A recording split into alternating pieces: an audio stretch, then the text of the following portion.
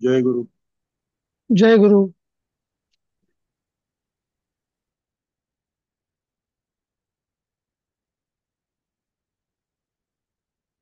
अं, कमी आहेत का अजून?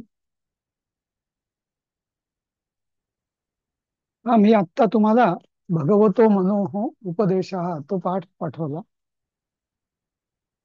आपण हा सुरू नव्हता केला ना, मला वाटतं की केला नाही होता. सर. नव्हता नाही केला. सर, नव्हता सुरू केलाय. हा. ओके. आता मी जस्ट उषाताईंनी मला उत्तर दिलं, काय काय राहिलं सुलभाने पण दिलं. आणि त्यानुसार मी काय काय पाठ आपले शिकवण्याचे राहिलेत त्याची मी यादी केली. आणि मग माझ्या हम्म. लक्षात आलं की आता हे पुढे श्रावणात, आणि श्रावण सुरूच आहे, अर्थात अर्धा झालाय. पण आता हे गणपती आणि गोकुळाष्टमी वगैरे सगळे सणवार येत राहणार. उद्या सुद्धा चतुर्थी आहे, तर माझी सुट्टी असेल वगैरे. तर म्हणजे आपल्याला या सुट्ट्यांमध्ये वगैरे हे करत करतच पुढे जावं लागणार आहे. आणि तर मी असं करीन असा माझा विचार आहे की जसा हा मी हा एक पाठाच्या म्हणजे भाषांतर पाठवलं ना, अनुवाद. तर तसं मी प्रत्येक हे जे उरलेले पाठ आहेत, तर त्याचं मी तुम्हाला पाठवतो. हा, की जेणेकरून तुम्ही स्वतः त्याचा अभ्यास करू शकाल. कारण वर्गात आपल्याला थोडा वेळ पण लागतो हे करताना.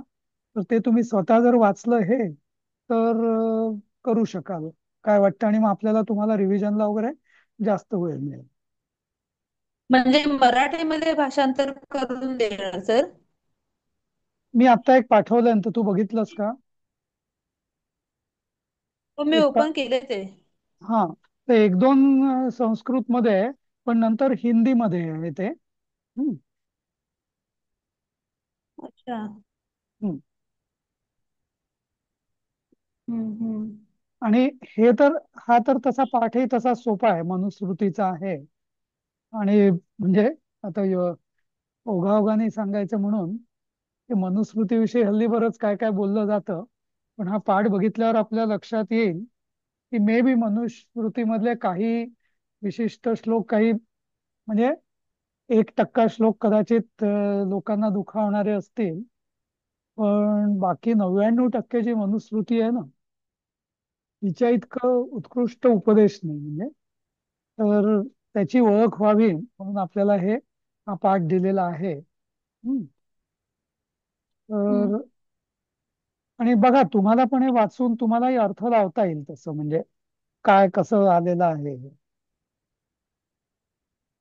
तर म्हणजे जास्त थोडक्यात काय आहे की आता आपल्याला एक 11 आणि 40 दिवस आहेत, पण त्यातले 10-12 दिवस आपल्या सणवारात जातील, गणपती आणि या सगळ्या ह्याच्यात. आणि मग तुम्हाला जो महिनाभर याच्याकरता काही मिळेलच असं वाटत नाही मला, रिव्हिजन करता.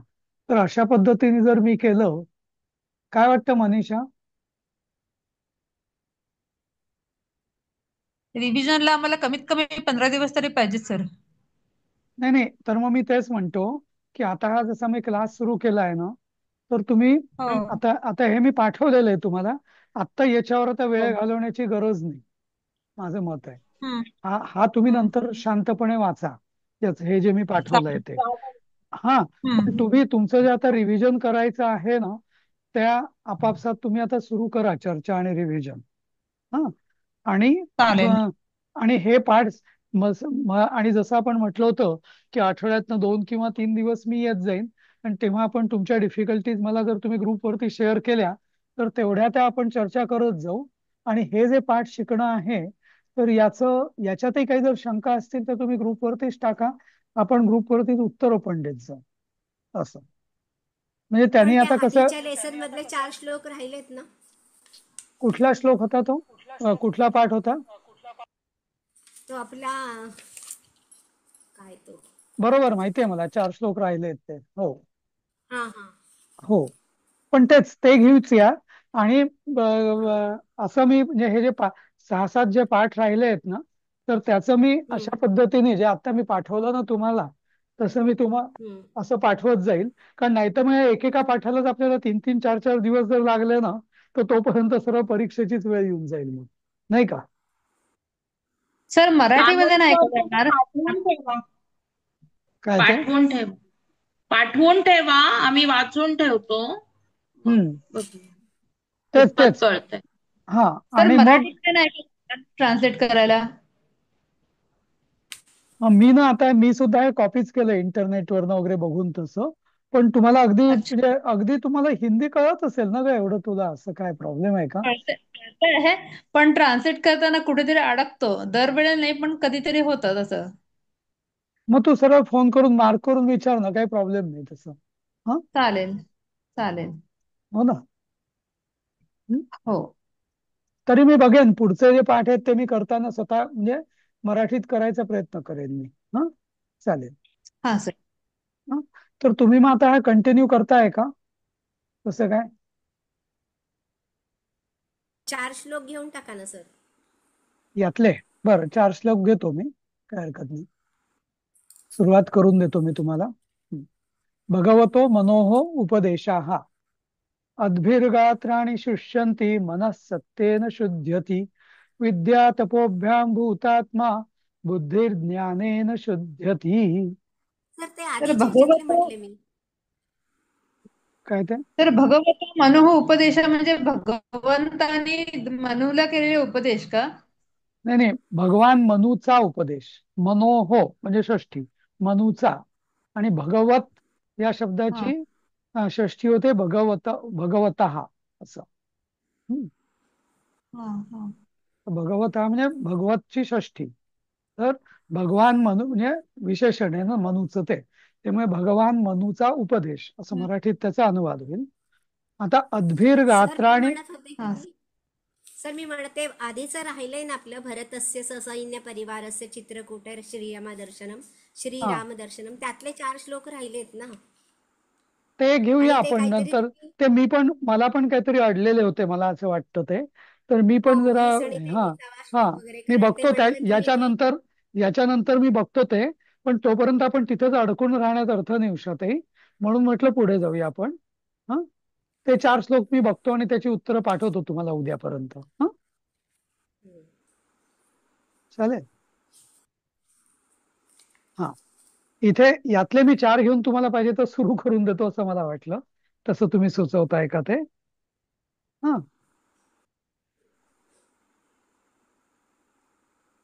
काय करूया? तुम्ही म्हणाल तसं. चालेल, कंटिन्यू करा सर. चालेल चालेल सर, हे चालू करून द्या. हे चालू करून देतो मी. तर अद्भिर. अद अद हा. अद्भी ही म्हणजे पाणी. हं. अप म्हणजे पाणी ना. तर अपचं म- हा म्हणजे जलेन म्हणजे अद्भिही. हं. तसं गात्र आणि शुद्ध्यंती. गात्र म्हणजे आपल्या देहाचे अवयव, म्हणजे देह. तर जसं आपण शरीर हे पाण्याने धुतलं जातं, शुद्ध होतं. मनः सत्तेन शुद्धती. मन कशाने शुद्ध होतं, चित्तशुद्धी कशाने होते, तर सत्याची कास धरल्याने. बरोबर. विद्या तपोभ्याम भूतात्मा. हं. तर भूतात्मा म्हणजे आपला जो जीवात्मा आहे, तर तो विद्या आणि तपश्चर्या यांनी भूतात्मा जीवात्मा शुद्ध होतो. आणि बुद्धिर्ज्ञानेन शुद्ध, आणि बुद्धी जी आहे, बुद्धीवरचं जे मालिन्य आलेलं आहे मळ, तो ज्ञानाने दूर होतो. म्हणजे प्रत्येकाचं शुद्ध करण्याचं हे द्रव्य वेगळं आहे, नाही का? तसं. भूतात्मा म्हणजे काय? विद्या तपोभ्याम भूतात्मा. जीवात्मा म्हणजे लिंगदेह ज्याला आपण म्हणतो तो. म्हणजे विद्या आणि जी तप. हो. विद्या आणि तपश्चर्या किंवा तप यांनी तो जीवात्मा आहे तो शुद्ध होतो. हम्म.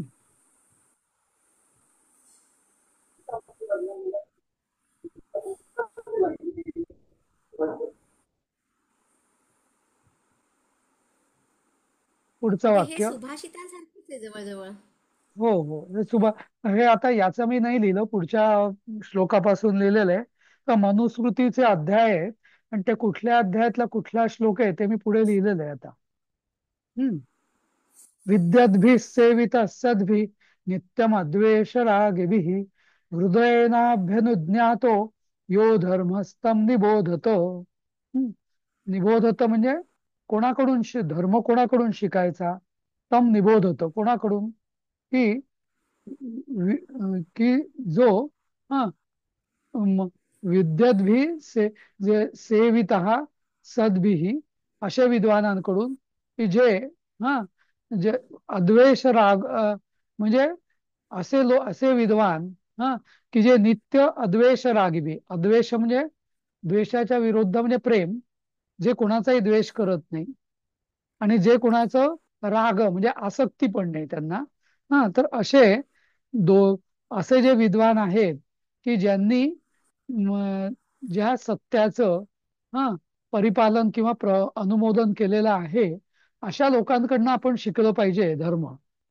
की जे स्वतः हा हृदयना अभि अनुज्ञातो, म्हणजे त्यांनी अनुमोदन केलेलं आहे कशाचं, अशा विद्वानांकडून, अशा धर्माचं म्हणजे ज्या धर्माचं अनुमोदन केलेलं आहे आणि जे प्रेम आणि घृणा म्हणजे आसक्ती आणि द्वेष याने जे मुक्त आहेत, त्यांच्यापासून आपण धर्म शिकला पाहिजे. नाही तर जे स्वतःच आसक्त लोक असतील आणि स्वतःच द्वेष करणारे असतील, त्यांच्याकडनं आपण धर्म शिकू शकतो का? नाही. आणि तो विद्वान पण पाहिजे. हा, समजलं? विद्वद्भी सेविता धर्म स हा म्हणजे धर्म ब- म्हणजे नक्की काय? धर्म म्हणजे असं म्हणू शकतो आपण की व्यवहारात वागण्याचे चालीरीती. हम्म.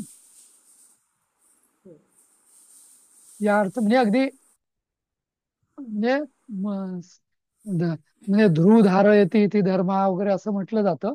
समाजाला जो धारण करतो तो धर्म. पण थोडक्यात म्हणजे काय, समाजाला धारण करतो म्हणजे काय, की समाज म्हणजे एक आहे समाज, की एक आहे ते जसे अफगाणिस्तान आणि या अरबस्तानातल्या टोळ्या, नाही का, त्याला आपण समाज म्हणतो का? नाही. नाही. नाही का, त्या टोळ्या झाल्या, रानटी टोळ्या, नाही का, तो समाज नाही. तर समाजाला पकडून काय ठेवू शकतो, एक विशिष्ट चौकट चालीरीतींची. त्याला आपण की ज्यांनी म्हणजे ज्याच्यामध्ये सगळ्यांना न्याय मिळेल, जिथे शांती नांदेल, जिथे सगळ्यांना समान संधी मिळेल, तर हे सगळं जे आहे, तर त्याला आपण म्हणतो प्रत्येकाची कर्तव्य सुनिश्चित केलेली असतील, प्रत्येकाच्या जबाबदाऱ्या सुनिश्चित केलेल्या असतील. तर या सगळ्या ज्या कर्तव्य, जबाबदाऱ्या, चालीरीती, या सगळ्यांना आणि त्या वेगळ्या प्रत्येकाच्या रोलनुसार, आईची कर्तव्य, आईची जबाबदारी, वडिलांची कर्तव्य, मुलाची कर्तव्य, तर हे सगळे आपण धर्म म्हणतो ना, पुत्रधर्म, पितृधर्म, मातृधर्म, नाही का, असं आचार्य धर्म. तर हा सगळा धर्म झाला. पती धर्म, पत्नी धर्म, नाही का, म्हणजे शिक्षकांचा धर्म काय, हा क्षत्रियाचा धर्म काय, नाही का, वैश्याचा काय धर्म. कारण हे सगळे समाजाचे अभिन्न अवयव आहेत आणि या प्रत्येकाने जर आपापला धर्म व्यवस्थित पाळला तर हा समाज सुदृढ राहतो. म्हणून त्याला धर्म म्हटलेलं आहे. आणि नाहीतर त्या टोळ्या होतात, फक्त लुटालूट चालते मग, नाही का, असं. समजलं? बघा किती छान सांगितलं. आम्हाला हे सांगता येईल का? पण आपल्याला मग वेळ पाहिजे ना औषधही त्याच्याकरता. पण म्हणजे हे ज्ञान आम्हाला तुमच्याकडनंच मिळतं सर. कोणी नाही देऊ शकत हे ज्ञान.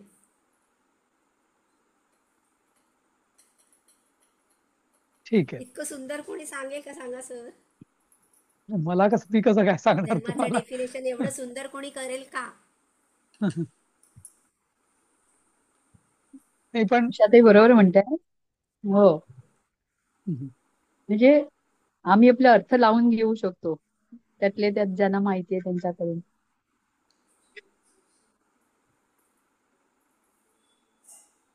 ठीक आहे.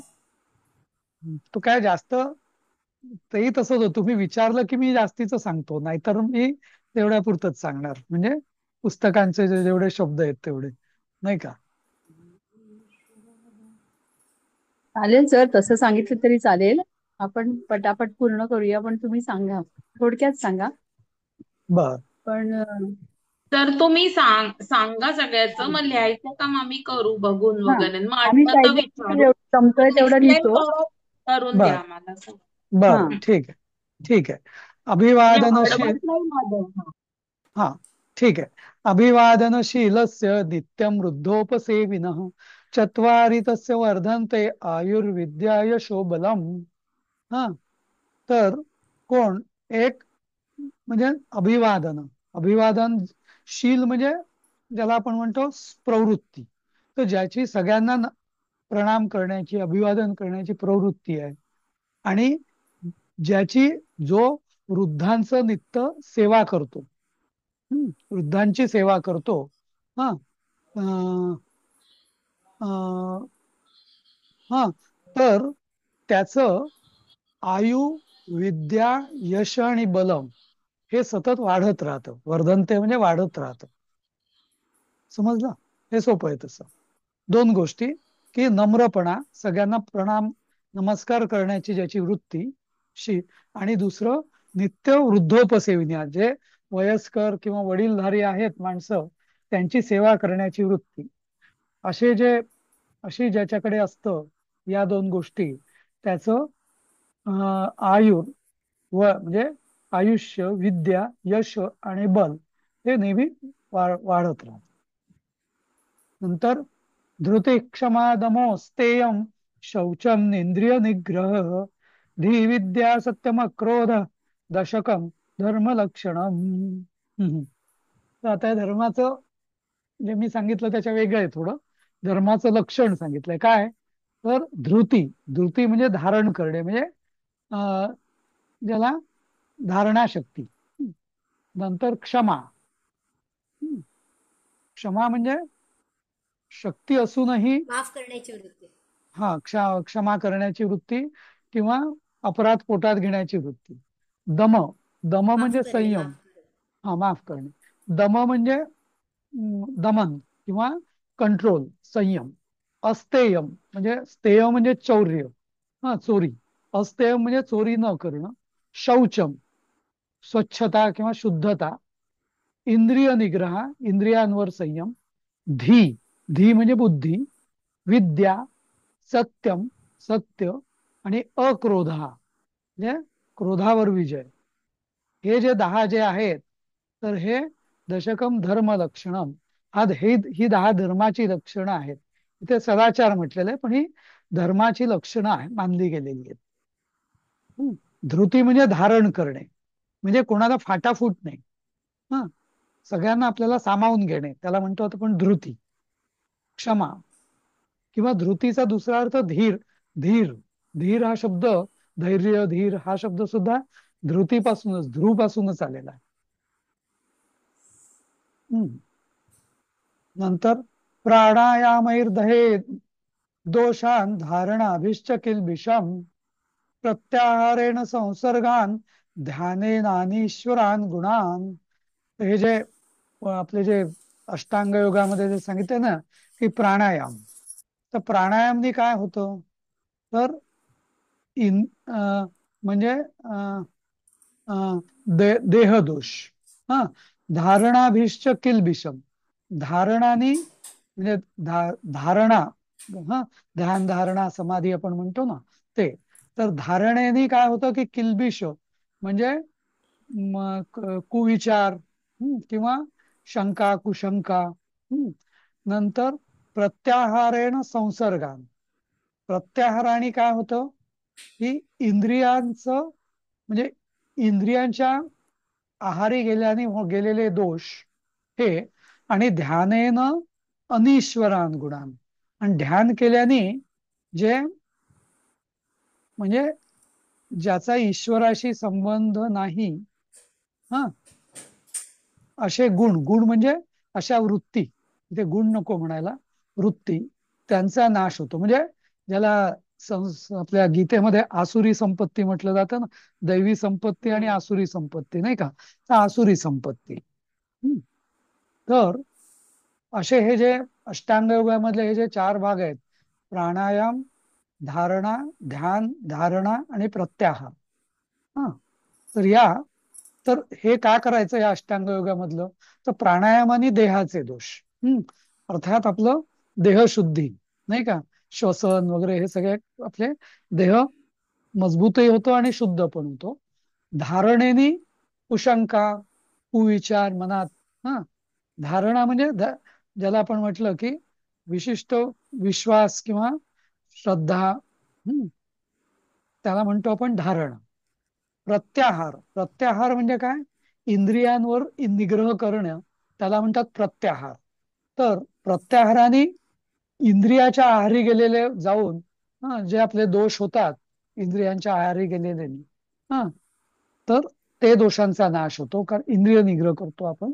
आणि ध्यानेनं, म्हणजे ध्यानाने अनीश्वरान गुणान, अनीश्वरान गुणा म्हणजे ईश्वराचं म्हणजे नंग तत्पुरुष समासा, म्हणजे जे दैवी संपत्तीच्या विरोधी गुण, ते जे आसुरी संपत्ती, तर ते त्यांचा नाश होतो, त्या दोषांचा नाश होतो असं.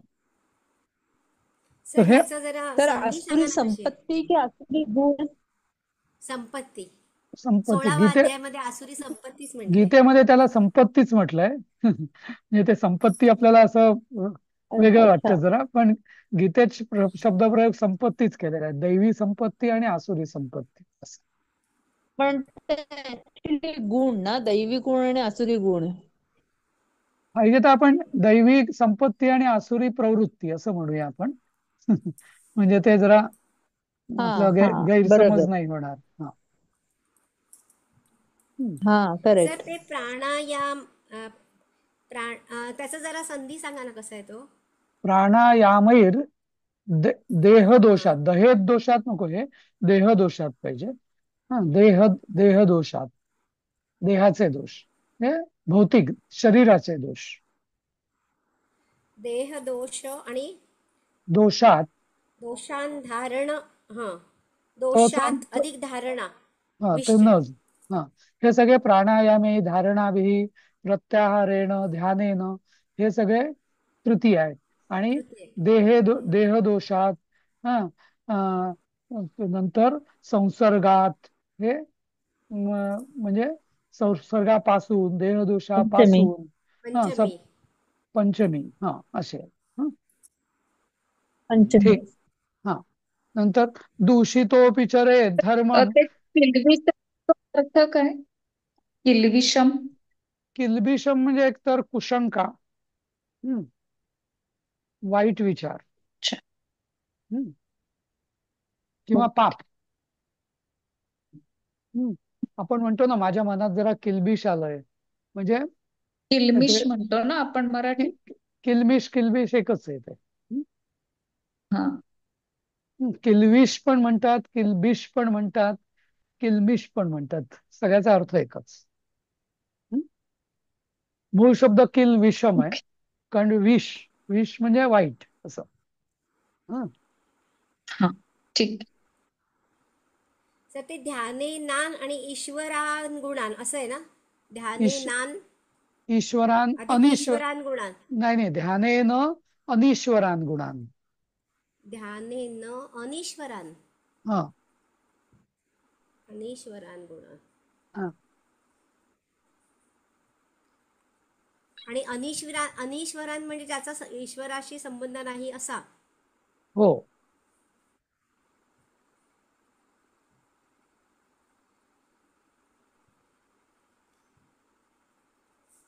हम्म, म्हणजे आसुरी तुम्ही म्हणालात ना. बरोबर. दूषितोऽपि चरेत् धर्मं यत्र तत्राश्रमे रतः समः सर्वेषु भूतेषु न लिंगम धर्म कारणम. हा, तर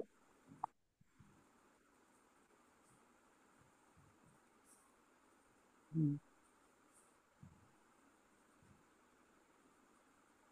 हम्म. ते इथं जरा हा अर्थ समजायला थोडा कठीण आहे. हा, दूषितः अपि चरेत् धर्मम यत्र तत्र आश्रमे रतः, म्हणजे अं, अं, आता संन्यासी जर असेल, हा, आणि त्याला जर लोकांनी त्रास दिला, भिकारी म्हटलं, हे केलं ते केलं, तरी त्यांनी आपला हे सोडायचा नाहीये, आपला धर्म सोडायचा नाहीये. हा, समजलं? तर अं, अं, कारण का की नुसतं लिंगम लिंगम म्हणजे संन्यास घेतल्यावर तो दंड कमंडलू वगैरे घेतो, ते नुसतं चिन्ह म्हणजे धर्म नाहीये, किंवा भगवी कफनी घालणं म्हणजे संन्यासी होणं नाहीये. तर संन्यासी होणं म्हणजे काय, की सर्वेषु भूतेषु समदृष्टी ही, सगळ्यांना समबुद्धी ठेवणं, हाच संन्यासाचा धर्म आहे. त्यामुळे इतरांनी जरी त्रास दिला, खायला दिलं नाही, भिक्षा दिली नाही, तरी त्यांनी स्वतःचा धर्म आणि शांतवृत्ती सोडायची नाही, असं. तर हे आता हे सगळं ना ना मनुस्मृती जी आहे ना, तर तुम्हाला एक थोडं बॅकग्राऊंड देतो की मनुस्मृती काय आहे. स्मृती म्हणजे कोड ऑफ कंडक्ट. स्मृती आणि संविधान किंवा आपला ज्या त्या घटना म्हणतो आपण, यात फरक आहे. संविधान किंवा घटना, कॉन्स्टिट्यूशन, ही सगळी लिगल फ्रेमवर्कवर आधारित आहे. व्हेअरएज जर स्मृती जी आपण आहे ना, मनुस्मृती, याच्यामध्ये काही कायदेशीर बाजू पण आहेत. म्हणजे असं केलं तर ही शिक्षा, तसं केलं तर ही शिक्षा वगैरे, तो एक भाग आहे. पण जास्त करून वागावं कसं, आचरण कसं करावं, हा सगळा मनूनी, भगवान मनूनी सगळ्या मानव जातीला हा उपदेश दिलेला आहे. आणि बहुतेक सगळ्या मनूनी सांगितलेलं 90% तरी मी म्हणेन, 90 ते 95% हे त्रिकालाबाधित लागू पडणार आहे. म्हणजे सत्ययुगात पण लागू पडणार, द्वापार युगात पण लागू पडेल, कलियुगात पण लागू पडेल, युरोपात पण लागू पडेल, भारतात पण लागू पडेल, असं. म्हणजे ज्याला आपण युनिव्हर्सल ट्रूथ म्हणतो, तसं आहे ते. किंवा ज्याने प्रत्येकाने जर आपल्याला आपापल्या धर्माचं, धर्म म्हणजे त्याच्या त्याला जे सांगितलेलं आहे कर्तव्यांचं पालन केलं, तर समाजामध्ये भांडणं होणारच नाही. दुसऱ्यांनी काय केलं त्याच्यावरून आपण प्रतिक्रिया देणं अपेक्षित नाहीये, असं. भलेही तो संन्यासी खूप ज्ञानी असेल, पण जसं आपण एकनाथ आशांची गोष्ट बघितली ना, की त्याला 100 वेळेला त्यांच्यावर कोणीतरी थुंकलं, नाही का, आंघोळ करून आल्यावर. स्नान करून ते गोदावरीवरून जात होते पैठणला. 100 वेळा, तर दरवेळेस आपले परत गेले, परत आंघोळ करून परत आले, परत त्याच्यावर तो माणूस थुंकायचा, परत गेले, नाही का. त्यांनी त्यांनी क्रोध आणला नाही कधी, किंवा तो किती वेळा एवढा थुंकतोय तरी, नाही का. असं शेवटी तो त्यांच्या पाया पडला, असं. हम्म. क्रुद्धंतन्न प्रतिक्रुद्धेद आकृष्ट कुशलम वदेत सप्तद्वारावकीर्णाच वाचमनृत वाच नवाचमनृताम वदेत. हा, हेच सांगितलंय त्यांनी, की क्रुद्धंती क्रुद्धंतन न प्रतिक्रुद्धेत, म्हणजे जो आपल्यावर चिडलेला आहे त्याच्यावर सुद्धा तुम्ही चिडू नका.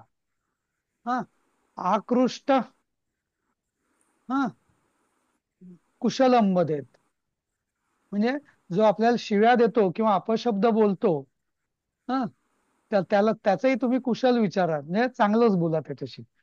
का, तर सप्तद्वारावकीर्णाच नवाचम अनृताम वदेत. जी आपलं देह आहे, सप्तद्वारा, म्हणजे आपल्या देहाला 7 छिद्र आहेत, त्यामुळे सप्तद्वारा असं म्हटलं जातं. हा, एक तोंड, 2 नाक, नासिका, 2 आख आणि 2 कान.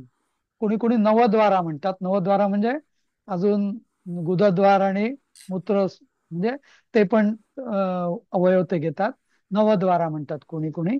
तर ही जो आपला देह आहे की ज्याला 9 द्वार आहेत, तर या देहाला तुम्ही न वाचम अनृता भवेत. हा, म्हणजे विषारी अनृताम म्हणजे वाणीनी त्याला म्हणजे वाईट वाणीने त्याला भ्रष्ट करू नका आपल्या देहाला, असं. न वाचम अनृताम वदेत, त्यामुळे कधीही अनृतम, अनृत म्हणजे ऋतम म्हणजे कल्याणकारक, ऋत म्हणजे कल्याण, आपण गणपती अथर्वशीर्षात म्हणतो ना, ऋतम वच्मी सत्यम वच्मी. तर ऋत आणि सत्य याच्यात काय फरक आहे? सत्य म्हणजे सत्य, ते खरं असेल पण कदाचित कठोर पण असेल. पण ऋतम म्हणजे काय? ऋतम हे नेहमी कल्याणकारक असेल. तर कधीही म्हणजे नेहमी आपण कल्याणकारीच बोलावं. विषारी किंवा विखारी, टोचून, दुष्टपणे असं कधी बोलू नये, रागाने असं. आता पुढचं, दृष्टीपूतम न्यसेत पादम, वस्त्रपूतम जलम पिबेत. हा, सत्यपूताम वदेद वाचम, मनः पूतम समाचरेत. हम्म. तर हे आता ना काही की हे जे आहेत ना श्लोक, हे आता हे चाणक्य नीतीत पण आलंय पण मूळ हे मनुस्मृतीतलं आहे. तर दृष्टीपूतम न्यसेत पादम. न्यस म्हणजे काय? न्यास म्हणजे काय? ठेवणे. तर पाय ठेवताना नेहमी डोळ्यांनी बघून ठेवा. आंधळ्यासारखं पाय ठेवू नका कुठेतरी, तुमचा तोल जाईल आणि तुम्ही खाली पडाल. वस्त्रपूतम जलम पिबेत. पाणी पिताना म्हणजे जुन्या काळचे संबंधित आहे की साचलेलं पाणी असेल, नदीचं पाणी असेल तर लगेच आपलं लावलं प्यायला पाणी असं नका, ते गाळूनच प्या वस्त्रांनी. सत्यपूताम वदेद वाचम. नंतर जे काय आपण बोलू ते खरं बोला. जे शास्त्रीय असेल तेच बोला, उगीच काही वायफळ बडबड करू नका असं. हा, खोटं तर अजिबातच बोलू नका. आणि मनःपूतम समाचरे. आणि जे मनःपूतम समाचरे, तर जे मनाने ठरवलेलं आहे म्हणजे मनाने दृढ करूनच कार्य करा. नुसतं आपलं करायचं म्हणून, ज्याला आपण हल्लीच्या भाषेत टोपल्या टाकणं म्हणतो, तसं काम करू नका. मनःपूतम समाचार, जे काय करायचं ते मन पूर्ण त्यात टाकून करा, मन लावून काम करा.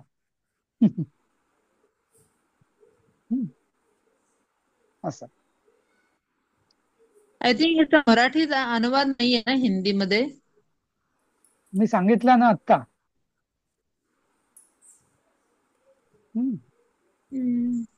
हा, ज्ञानम असंच नाही, एक वेदांमध्ये थोडं विषयांतर सांगतो पण ते महत्वाचं आहे म्हणून सांगतो तुम्हाला. याच संदर्भातलं वाक्य आहे की वेदांमध्ये असं म्हटलेलं आहे की आपली वाणी, आपलं मन, हा, आणि हे नेहमी एकत्र असलं पाहिजे.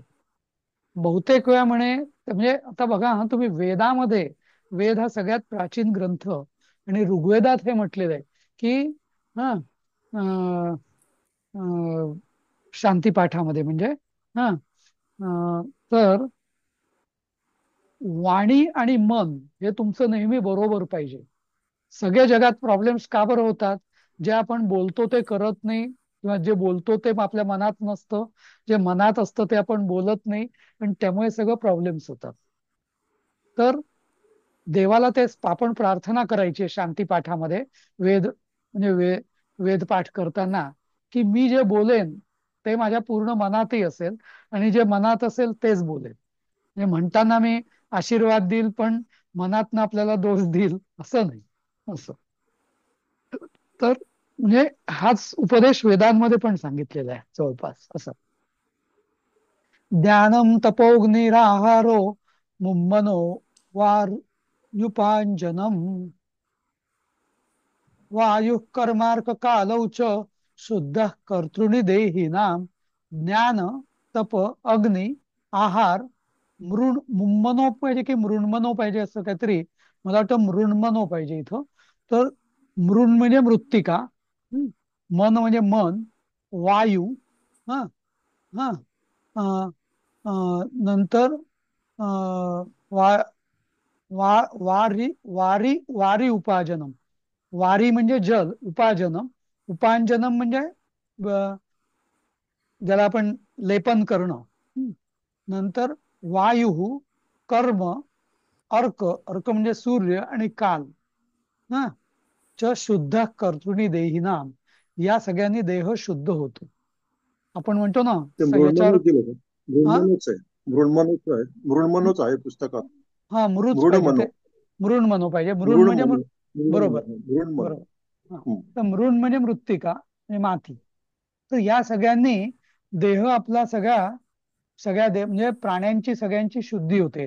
देहाची पण शुद्धी होते आणि मनाची पण शुद्धी होते. ज्ञान, तप, अग्नी, आहार, मृत्तिका, मन, व- वारी म्हणजे जल आणि उपांजनम हे लेपन, वायू, कर्म, सूर्य आणि काल असं. तर या सगळ्यांनी देहाची आपल्या शुद्धी होते. सर्वेषामेव शौचानाम अर्थ सर शौच. प्लीज हे सांगा ना कर्मा कसं. तर हे कर्मार्क कालवच सांगा ना प्लीज. कर्म अधिक अर्क अधिक काल. कर्म म्हणजे ओके. कर्म, अर्क म्हणजे सूर्य. आपण सूर्यनमस्कार घालताना म्हणतो ना ओम अर्काय नमः. अर्क म्हणजे सूर्य. हा. काल म्हणजे काल. जसं काल आपण म्हणजे काळ, काळ. वेळ. आपण म्हणतो ना काळ हेच औषध आहे काही काही गोष्टींना, नाही का? खूप दुःख झालं असतं तर आपण म्हणतो की नाही, शेवटी कालांतराने हा माणूस दुःख विसरेल, बाकी काही करू नाही शकत आपण याच्यावर, नाही का?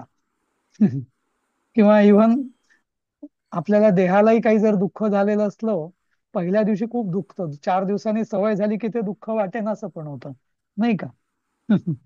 तसं म्हणजे काही काही गोष्टींना काळ हेच औषध असतं किंवा काळानेच त्याची शुद्धी होते असं, सर नाही सर का? सर एक एक हं. उदाहरण सांगा ना फक्त. अरे बापरे. ज्ञान. ज्ञानाने तर सगळी म्हणजे देहाची शुद्धी होणारच. सगळं आपण चित्त हो. पवित्र होतं. तपश्चर्येने काय करतो आपण? देहाला आपण त्रास देतो. तपश्चर्या म्हणजे ऍक्च्युअली त्रास देणं आहे. आणि त्रास देऊन म्हणजे एखादी गोष्ट मुद्दाम त्रास देऊन करण्याने आपला दृढ निश्चयी होतो आपण, निग्रह होतो. अग्नी. अग्नीनी आपलं म्हणजे योग्य ठिकाणी जर अग्नीचं आपण हे केलं, जर आता अन्न अन्न जर आपण शिजवून खाल्लं तर ते पाचक होतं वगैरे असं. आहार. योग्य आहाराने आपली देहाची शुद्धी होते, नाही का? म्हणजे आणि तो सुदृढ होतो. मृत्तिका म्हणजे माती. माती हे बऱ्याच रोगांवरती औषध पण आहे. हम्म. माती मध्ये मृत्तिका स्नान हे आयुर्वेदात सांगितलेलं आहे. मन. मन जर शुद्ध असेल तर सगळं शुद्ध होईल. मनच जर कलुषित असेल तर काही नाही. तेव्हा मनावर नियंत्रण म्हणूनच रामदासांनी मनाचे श्लोक सांगितले, नाही का?